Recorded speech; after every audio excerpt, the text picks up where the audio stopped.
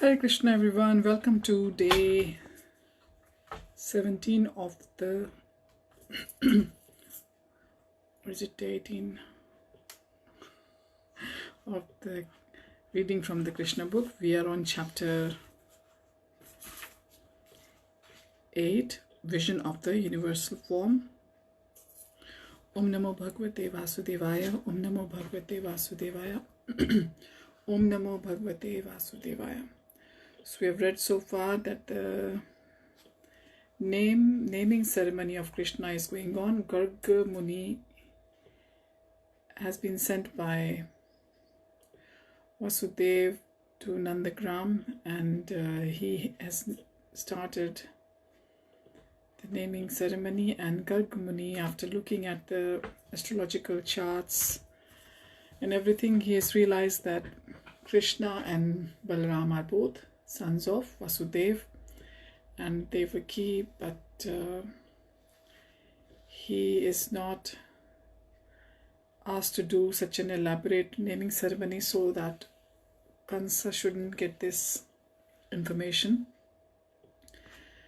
And if he finds out, we know he will be attacking the Nandagaon to hurt Krishna. So we shall continue from there onwards.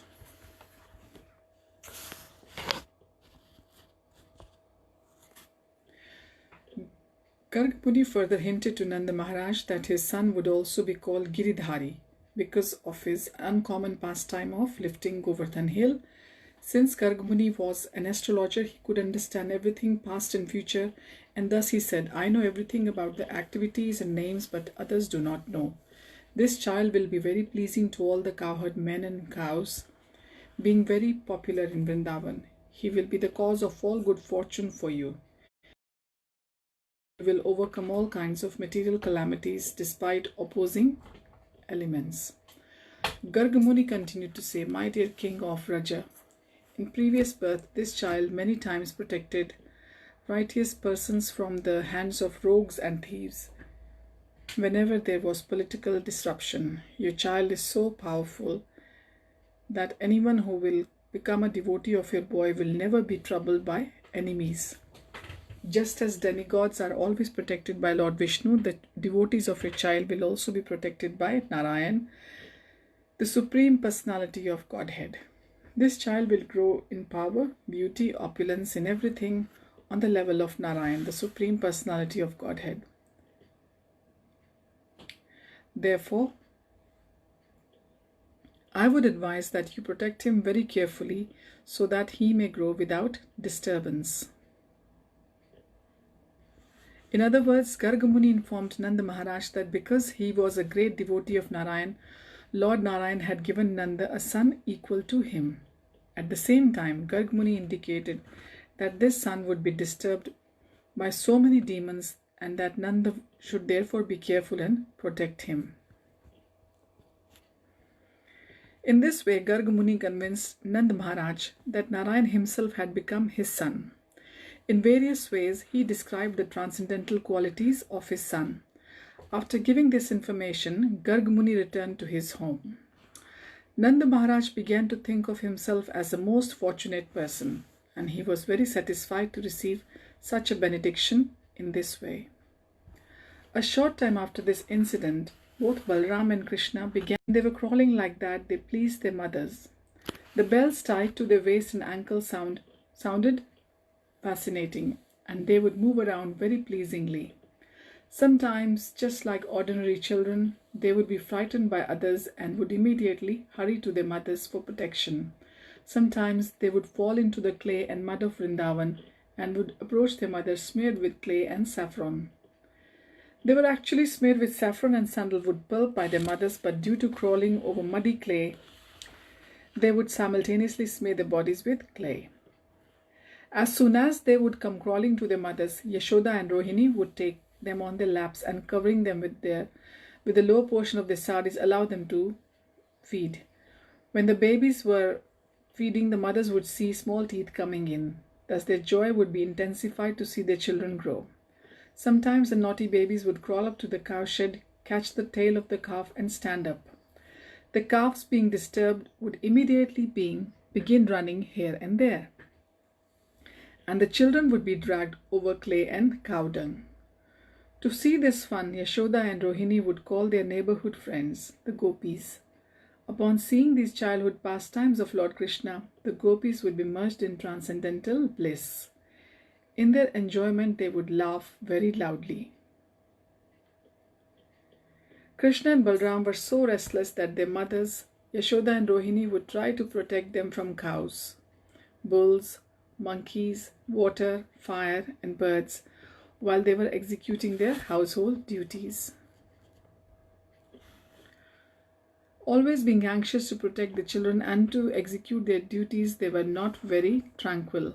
In a very short time, Krishna and Balram began to stand up and slightly move on their legs. When Krishna and Balram began to walk, other friends of the same age joined them, and together they gave the highest transcendental pleasures to the gopis, specifically to mothers Yashoda and Rohini. All the gopi friends of Yashoda and Rohini enjoyed the naughty childish activities of Krishna and Balram in Vrindavan. In order to enjoy further transcendental bliss, they all assembled and went to Mother Yashoda to lodge complaints against the restless boys. When Krishna was sitting before Mother Yashoda, all the elder gopis began to lodge complaints against him, so that Krishna could hear. They said, "Dear Yashoda, why don't you restrict your naughty Krishna? He comes to our houses along with Balram every morning and evening, and before the milking of the cows, they let loose the cows, and the cows drink all the milk of the cows. So when we go to milk the cows, we find no milk, and we have to return with empty pots. If we warn Krishna and Balram about doing this, they simply smile so charmingly that we cannot do anything.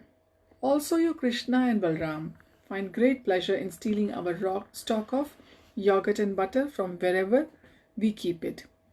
When Krishna and Balram are caught stealing the yogurt and butter, they say, 'Why do you charge us with stealing? Do you think that butter and yogurt are in scarcity in our house?' Sometimes they steal butter, yogurt, and milk and distribute them to the monkeys.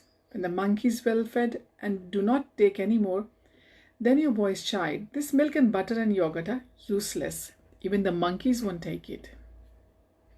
And they break the pots and throw them hither and thither. If we keep our stock of yogurt, butter, and milk in a solitary dark place, your Krishna and Balram find it in the darkness by glaring effulgence of the ornaments and jewels on their bodies. If by chance they cannot find the hidden butter and yogurt, they go to our little babies and pinch their bodies so that they cry, and then they go away. If out of fear these naughty boys, we keep our stock of butter and yogurt high on the ceiling, hanging on a swing, although it is beyond the reach, they arrange to reach it by piling all kinds of wooden planks over the grinding machine. And if they cannot reach, they make a hole in the pot. We think, therefore, that you'd better take all the jeweled ornaments from the bodies of your children." On hearing this, Mother Yashoda would say, "All right, I'll take all the jewels from Krishna so that he cannot see the butter hidden in the darkness." Then the gopis would say, No, don't do this. What good will you do by taking away the jewels? We do not know what kind of boys these are, but even without ornaments, they spread some kind of effulgence that even in darkness they can see everything. Then Mother Yashoda would inform them, "All right, keep your butter and the yogurt and milk carefully so that they might not reach it." In reply to this, the gopis said, "Yes, actually we do so, but because we are sometimes engaged in our household duties, these boys enter our house somehow or other and spoil everything. Sometimes, being unable to steal our butter and yogurt out of anger, they pass urine on the clean floor and sometimes spit on it." Now just see how your boy is hearing these complaints. All day he simply makes arrangements to steal our butter and yogurt, and now he's sitting just like a very silent, good boy. Just see his face. When Mother Yashoda thought to chastise her boy after hearing all the complaints, she saw his pitiable face, and smiling, she did not chastise him. Another day, when Krishna and Balram were playing with their friends, all the boys joined Balram and complained to Mother Yashoda that Krishna had eaten clay. On hearing this, Mother caught hold of his hand and said, "My dear Krishna, why have you eaten earth in a solitary place? Just see, all your friends, including Balram, are complaining about you. Being afraid of his mother, Krishna replied, My dear mother, all these boys, including my elder brother Balram, are speaking lies against me. I have never eaten any clay. My elder brother Balaram are speaking lies. I have never eaten any of that. My brother, he became angry, and therefore he has joined with the other boys to complain against me. They have all combined together to complain, so you will be angry and chastise me. If you think they are truthful, then you can look within my mouth to see whether I have eaten clay or not. His mother replied, All right, if you have actually not eaten any clay, then just open your mouth, I shall see. When the Supreme Personality of Godhead Krishna was so ordered by his mother to open his mouth, Mother Yashoda saw within that mouth the complete opulence of creation. She saw the entire outer space in all directions, mountains, islands, oceans, seas, planets, air, fire, moon and stars. Along with the moon and the stars, she also saw the elements, water, sky, the extensive ethereal existence, along with the total ego and its products, namely the senses, the controller of the senses, all the demigods and the objects of the senses like sound and smell. Within his mouth, she also saw the three qualities of material nature, all living entities, eternal time, material nature, spiritual nature, activity, consciousness, and different forms of the whole creation. Yashoda could find within the mouth of her child everything necessary for cosmic manifestation. She also saw within his mouth herself taking Krishna on her lap and having him feed. Upon seeing all this, she became struck with awe and began to wonder whether she were dreaming or actually seeing something extraordinary. She concluded that she was either dreaming or seeing the play of the illusionary energy of the Supreme Personality of Godhead. She thought that she had become mad, mentally deranged to see all these wonderful things. Then she thought, it may be cosmic mystic power attained by my child, and therefore I am perplexed by such visions within his mouth. Let me offer my respectful obeisances unto the Supreme Personality of Godhead, who is beyond the expression of consciousness, mind, work, and philosophical speculation, and whose different energies produce everything manifested and unmanifested. Under his energy, bodily self and bodily possessions are his energy, bodily self and bodily possessions are conceived. She then said, Let me offer my humble obeisances unto him, and under whose illusory energy I am thinking that Nanda Maharaj is my husband and Krishna is my son, that all the properties of Nanda Maharaj belong to me, and that all the cowherd men and women are my subjects. All these misconceptions are due to the illusory energy of the Supreme Lord, so let me pray to him that he may protect me always. So we shall continue our reading tomorrow from here.